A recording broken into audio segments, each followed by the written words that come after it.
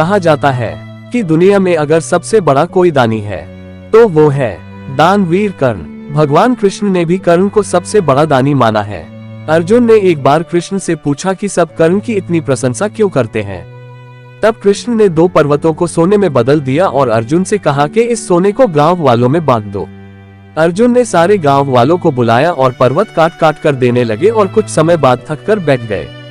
तब कृष्ण ने कर्ण को बुलाया और सोने को बांटने के लिए कहा तो कर्ण ने बिना कुछ सोचे समझे गांव वालों को कह दिया कि ये सारा सोना गांव वालों का है और वे इसे आपस में बांट ले। तब कृष्ण ने अर्जुन को समझाया कि कर्ण दान करने से पहले अपने हित के बारे में नहीं सोचता। इसी बात के कारण उन्हें सबसे बड़ा दानवीर कहा जाता है। प्रथम, कवच और कुंडल का दान। भगवान कृष्ण यह भली भांति जानते थे कि जब तक कर्ण के पास उसका कवच और कुंडल है तब तक उसे कोई नहीं मार सकता। ऐसे में अर्जुन की सुरक्षा की कोई गारंटी नहीं। उधर देवराज इंद्र भी चिंतित थे क्योंकि अर्जुन उनका पुत्र था।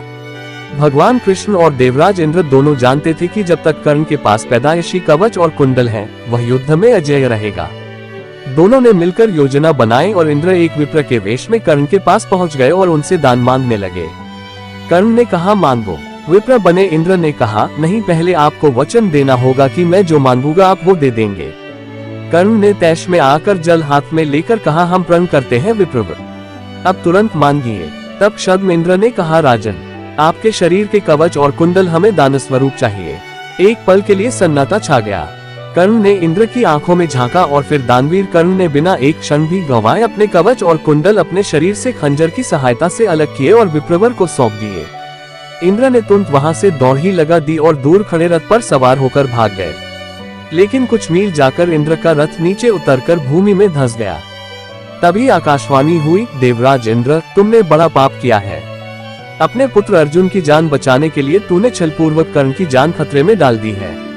अब यह रथ यहीं धंसा रहेगा और तू भी यहीं धंस जाएगा। तब इंद्र ने कर्ण को कवच कुंडल के बदले अमोघ अस्त्र दिया। दूसरा, कुंती को दान में दिया अपना वचन। एक बार कुंती कर्ण के पास गई और उससे पांडवों की ओर से लड़ने का आग्रह करने लगी। कर्ण को मालूम था कि कुंती मेरी माँ है। कुंती के लाख समझाने पर भी कर्ण नहीं माने और कहा कि जिनके साथ मैंने अब तक का अपना सारा जीवन बिताया उसके साथ मैं विश्वासघात नहीं कर सकता। तब कुंती ने कहा कि क्या तुम अपने भाइयों को मारोगे। इस पर कर्ण ने बड़ी ही दुविधा की स्थिति में वचन दिया, माते, तुम जानती हो कि कर्ण के यहाँ याचक बनकर आया कोई भी खाली हाथ नहीं जाता, अतः मैं तुम्हें वचन देता हूँ कि अर्जुन को छोड़कर मैं अपने अन्य भाइयों पर शस्त्र नहीं उठाऊंगा और आपके 5 पुत्र जिंदा रहेंगे। तीसरा, कृष्ण ने ली दान की परीक्षा। जब महाराज युधिष्ठिर इंद्रप्रस्थ पर राज्य करते थे तब वे काफी दान आदि दिया करते थे। पांडवों को इसका अभिमान होने लगा। भीम व अर्जुन ने श्री कृष्ण के समक्ष युधिष्ठिर की प्रशंसा शुरू की कि वे कितने बड़े दानी हैं। लेकिन कृष्ण ने उन्हें बीच में ही टोककर कहा, हमने कर्ण जैसा दानवीर कहीं नहीं देखा। पांडवों को यह बात पसंद नहीं आई। तब कृष्ण ने कहा कि समय आने पर सिद्ध कर दूंगा। कुछ ही दिनों बाद एक याचक युधिष्ठिर के पास आया और बोला, महाराज, मैं आपके राज्य में रहने वाला एक ब्राह्मण हूँ और मेरा व्रत है कि बिना हवन किए कुछ भी नहीं खाता पीता। कई दिनों से मेरे पास यज्ञ के लिए चंदन की लकड़ी नहीं है। यदि आपके पास हो तो मुझ पर कृपा करें, अन्यथा हवन तो पूरा नहीं ही होगा, मैं भी भूखा प्यासा मर जाऊंगा। युधिष्ठिर ने तुरंत कोषागार के कर्मचारी को बुलवाया और कोष से चंदन की लकड़ी देने का आदेश दिया। संयोग से कोषागार में सूखी लकड़ी नहीं थी।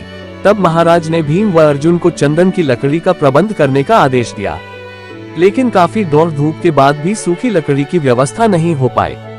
तब ब्राह्मण को हताश होते देख कृष्ण ने कहा, मेरे अनुमान से एक स्थान पर आपको लकड़ी मिल सकती है, आइए मेरे साथ। ब्राह्मण यह सुनकर खुश हो गए। बोला, कहाँ पर? तब भगवान ने अर्जुन व भीम का भी वेश बदलकर ब्राह्मण के संग लेकर चल दिए। कृष्ण सबको लेकर कर्ण के महल में गए। सभी ब्राह्मणों के वेश में थे, अतः कर्ण ने उन्हें पहचाना नहीं। याचक ब्राह्मण ने जाकर लकड़ी की अपनी वही मांग दोहराई। कर्ण ने भी अपने भंडार के मुखिया को बुलवाकर सूखी लकड़ी देने के लिए कहा, वहां भी सूखी लकड़ी नहीं थी। ऐसे में ब्राह्मण निराश हो गया। अर्जुन और भीम प्रश्न सूचक निगाहों से भगवान कृष्ण को ताकने लगे, लेकिन श्री कृष्ण अपनी चिर परिचित मुस्कान लिए चुपचाप बैठे रहे। तभी कर्ण ने कहा, हे ब्राह्मण देव, आप निराश न हो, एक उपाय है मेरे पास। उसने अपने महल के खिड़की दरवाजों में लगी चंदन की लकड़ी काट काट कर ढेर लगा दी। फिर ब्राह्मण से कहा, आपको जितनी लकड़ी चाहिए कृपया ले जाए। कर्ण ने लकड़ी ब्राह्मण के घर पहुंचाने का प्रबंध भी कर दिया। ब्राह्मण कर्ण को आशीर्वाद देता हुआ लौट गया। पांडव व श्री कृष्ण भी लौट आए। वापस आकर भगवान ने कहा, साधारण अवस्था में दान देना कोई विशेषता नहीं है, असाधारण परिस्थिति में किसी के लिए अपने सर्वस्व को त्याग देने का ही नाम दान है। अन्यथा हे युधिष्ठिर, चंदन की लकड़ी के खिड़की द्वार तो आपके महल में भी थे। चौथा, अपना यौवन दान दे दिया।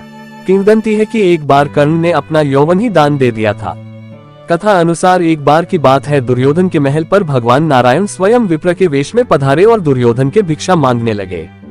दुर्योधन के द्वार पर आकर एक विप्र ने अलख जगाई, नारायण हरि भिक्षा देही। दुर्योधन ने स्वर्ण आदि देकर विप्र का सम्मान करना चाहा तो विप्र ने कहा, राजन मुझे यह सब नहीं चाहिए। दुर्योधन ने आश्चर्य से पूछा, तो फिर महाराज कैसे पधारे? विप्र ने कहा, मैं अपनी वृद्धावस्था से दुखी हूँ। मैं चारों धाम की यात्रा करना चाहता हूँ, जो युवावस्था के स्वस्थ शरीर के बिना संभव नहीं है, इसलिए यदि आप मुझे दान देना चाहते हैं तो यौवन दान दीजिए। दुर्योधन बोला, भगवान मेरे यौवन पर मेरी सहधर्मिणी का अधिकार है, आज्ञा हो तो उनसे पूछाऊं। विप्र ने सिर हिला दिया। दुर्योधन अंतःपुर में गया और मुंह लटकाए लौट आया। विप्र ने दुर्योधन के उत्तर की प्रतीक्षा नहीं की, वह स्वत समझ गए और वहां से चलते बने। उन्होंने सोचा, अब महादानी कर्ण के पास चला जाए। कर्ण के द्वार पहुंचकर विप्र ने अलख जगाई, भिक्षा देही। कर्ण तुरंत राजद्वार पर उपस्थित हुआ। विप्रवर, मैं आपका क्या अभीष्ट करूं? विप्र ने दुर्योधन से जो निवेदन किया था वही कर्ण से भी कर दिया। कर्ण उस विप्र को प्रतीक्षा करने की विनय करके पत्नी से परामर्श करने अंदर चला गया, लेकिन पत्नी ने कोई न नुकुर नहीं की। वह बोली, महाराज दानवीर को दान देने के लिए किसी से पूछने की जरूरत क्यों आ पड़ी? आप उस विप्र को संकोच यौवन दान कर दें। कर्ण ने अविलंब यौवन दान की घोषणा कर दी। तब विप्र के शरीर से स्वयं भगवान विष्णु प्रकट हो गए, जो दोनों की परीक्षा लेने गए थे। पांचवा, सोने के दांतों का दान। कर्ण दान करने के लिए काफी प्रसिद्ध था। कहते हैं कि कर्ण जब युद्ध क्षेत्र में आखिरी सांस ले रहा था तो भगवान कृष्ण ने उसकी दानशीलता की परीक्षा लेनी चाहिए। वे गरीब ब्राह्मण बनकर कर्ण के पास गए और कहा कि तुम्हारे बारे में काफी सुना है और तुमसे मुझे अभी कुछ उपहार चाहिए।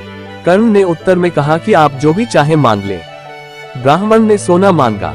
कर्ण ने कहा कि सोना तो उसके दांत में है और आप इसे ले सकते हैं। ब्राह्मण ने जवाब दिया कि मैं इतना काया नहीं हूँ कि तुम्हारे दांत तोड़ूं। कर्ण ने तब एक पत्थर उठाया और अपने दांत तोड़ लिए। ब्राह्मण ने इसे भी लेने से इनकार करते हुए कहा कि खून से सना हुआ यह सोना वह नहीं ले सकता। कर्ण ने इसके बाद एक बाण उठाया और आसमान की तरफ चलाया। इसके बाद बारिश होने लगी और दांत धुल गया।